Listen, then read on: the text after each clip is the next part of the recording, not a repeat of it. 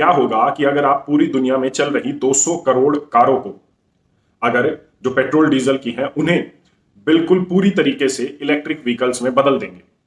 2030 तक हमारी गवर्नमेंट ये कहती है कि वो पेट्रोल डीजल से होने वाले पोल्यूशन को कम करेगी और धीरे धीरे 2050 तक वो इसे खत्म करने के लिए सोच रही है। इसके लिए वो एक सस्टेनेबल फ्यूल की तरफ जा रहे हैं, सोच कर रहे हैं। और पहला अगर कोई ऑप्शन उनके दिमाग में आता है जिसे आजकल किसी भी देश की सरकार एडवर्टाइज कर रही है, तो वो है ई व्हीकल्स, इलेक्ट्रिक व्हीकल्स। अगर आप ये सोचते हैं, जो सरकार आपको दिखा रही है कि इलेक्ट्रिक व्हीकल्स एक सस्टेनेबल एनर्जी है जो पेट्रोल डीजल से कम पोल्यूशन करते हैं या फिर बिल्कुल ही पोल्यूशन नहीं करते, तो मुझे लगता है कि आपको एक बार ये वीडियो देखकर दोबारा से सोच लेना चाहिए।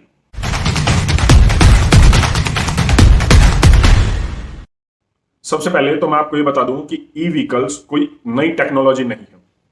साल 1900 में 1900 में एक रेस हुई थी लंदन में, जिसमें पेट्रोल की गाड़ी के साथ ई व्हीकल, इलेक्ट्रिक व्हीकल की एक गाड़ी दौड़ी थी, जो उस समय 100 किलोमीटर पर आवर की स्पीड से दौड़कर उसने वो रेस जीती थी।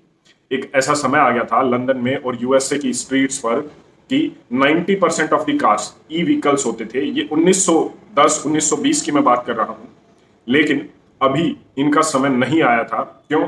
क्योंकि जो कंट्रोलिंग पावर है, उन्होंने कुछ और सोच रखा था दुनिया के लिए कि अगले 100-150 साल तक दुनिया कैसे चलेगी। इसके बाद पेट्रोलियम के ऊपर रिसर्च होने लगी, पेट्रोल डीजल की गाड़ी आने लगी। इसके साथ साथ जो रोड्स हैं उनकी कनेक्टिविटी अच्छी होती चली गई, वो अच्छे रोड्स बनने लग गए। और जहां इलेक्ट्रिक व्हीकल्स, इलेक्ट्रिक कार्स सिर्फ शहर तक ही सीमित थी, उनकी एक रेंज थी दौड़ने की, वहीं दूसरी ओर पेट्रोल डीजल से चलने वाली कारें काफी दूर तक, कहीं तक भी आप लेकर जा सकते थे। जब एक समय ऐसा आया कि 90% of the cars electric vehicles बिकने लगी, उसमें सबसे बड़ा फायदा और सबसे अच्छी चीज ये थी, ना तो इनमें कोई वाइब्रेशन होती थी, ना कोई केरोसिन की स्मेल होती थी और ना ही ये आवाज करती थी। लेकिन फिर भी जो कंट्रोलिंग पावर्स हैं, उन्होंने पेट्रोलियम इंडस्ट्रीज को ज्यादा आगे बढ़ाया और हमने देखा कि पिछले सालों में, पिछले दशकों में कैसे पेट्रोल डीजल की गाड़ियों ने पूरी दुनिया पर एक कब्जा कर लिया। अब धीरे धीरे ये कह रहे हैं कि ये पोल्यूशन फैलाती हैं, तो हमें ई व्हीकल्स की ओर आ जाना चाहिए। जिस तरीके से पेट्रोल डीजल की बजाय अब इलेक्ट्रिक व्हीकल्स को एडवर्टाइज किया जा रहा है और ये कहा जा रहा है कि ये ग्रीन व्हीकल है, ग्रीन फ्यूल है, तो ये सच में हमें एक बार ये देख लेना चाहिए। क्या होगा कि अगर आप पूरी दुनिया में चल रही 200 करोड़ कारों को, अगर जो पेट्रोल डीजल की हैं उन्हें बिल्कुल पूरी तरीके से इलेक्ट्रिक व्हीकल्स में बदल देंगे। क्या हो अगर वो सारी कारें, सिर्फ सड़कों पर जो दौड़ने वाली कारें हैं, वो सिर्फ और सिर्फ इलेक्ट्रिक व्हीकल्स होंगी।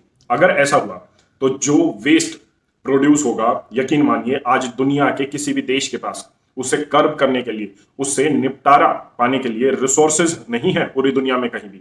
बेशक इसे ग्रीन फ्यूल करके एडवर्टाइज किया जा रहा है, लेकिन सिर्फ एक कार बनाने में जितना कार्बन वेस्ट और जितना वेस्ट प्रोड्यूस होता है, उसको देखकर आपको ये लगेगा कि ये ग्रीन व्हीकल नहीं, ये शायद पेट्रोल डीजल से भी बड़ी समस्या हमारे सामने आने वाली है। सोसाइटी ऑफ रेयर अर्थ की एक रिपोर्ट के अनुसार एक इलेक्ट्रिक व्हीकल बनाने में 8 किलो लिथियम, 35 किलो निकल, 14 किलो कोबाल्ट जमीन से निकाला जाता है। यही नहीं, एक इलेक्ट्रिक व्हीकल बनाने में 13,500 लीटर पानी की वेस्टेज भी होती है।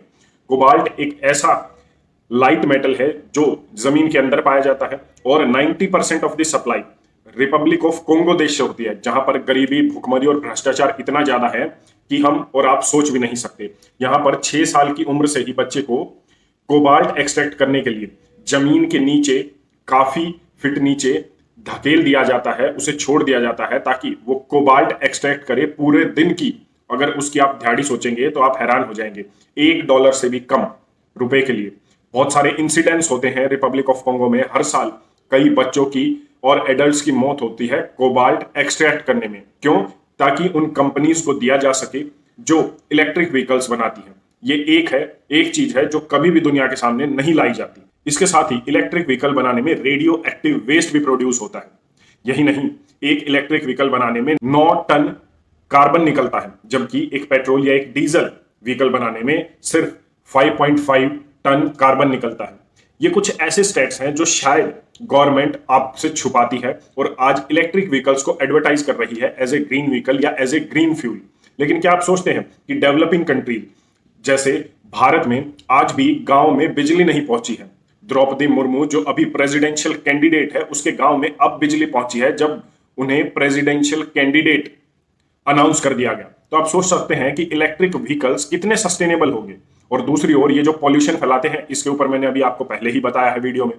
इसके अलावा ऑस्ट्रेलिया की एक रिपोर्ट ये भी कहती है कि अगर 3300 टन लिथियम वेस्ट प्रोड्यूस होता है तो उसमें से सिर्फ 2% ही रिसाइकल होता है। 98% को हम रिसाइकल नहीं कर सकते और वो सिर्फ और सिर्फ जमीन में गाड़ा जाता है। लिथियम वो है मेटल है जिससे बैटरी बनाई जाती है किसी भी इलेक्ट्रिक व्हीकल की, जो एक मोस्ट इंपॉर्टेंट पार्ट है आज के दिन में इलेक्ट्रिक व्हीकल्स के ऊपर। आज गवर्नमेंट और टेक्नोलॉजी, इसके साथ साथ कंपनियां लिथियम के ऊपर बहुत ज्यादा काम कर रही हैं, क्योंकि पूरी गाड़ी में सबसे इंपॉर्टेंट पार्ट यही है।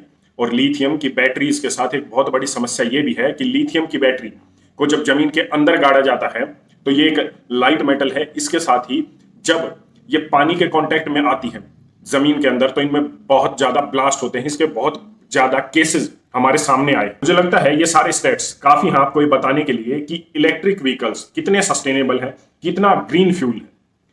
लेकिन आज गवर्नमेंट की तरफ से ये एडवर्टाइज किया जा रहा है और इस ओर लेकर भी जाया जाएगा। तो हम क्या कर सकते हैं? मेरा ये मानना है जहां पर भी आप 5 किलोमीटर की रेडियस में जाते हैं तो आपको सही मायने में ग्रीन फ्यूल या ग्रीन व्हीकल या सस्टेनेबल व्हीकल का इस्तेमाल करना चाहिए। साइकिल का आप इस्तेमाल कर सकते हैं, आप पैदल चल सकते हैं। इस तरीके से इससे आप सही मायने में एक सस्टेनेबल और अपनी धरती के लिए एक ऐसे सस्टेनेबल फ्यूल पर काम करेंगे जो शायद आज के दिन डिमांड है और सही मायने में हमें और हमारी धरती को जरूरत है। आप इस पर अपनी क्या राय रखते हैं, एक बार कमेंट करके जरूर बताएं। धन्यवाद। जय हिंद।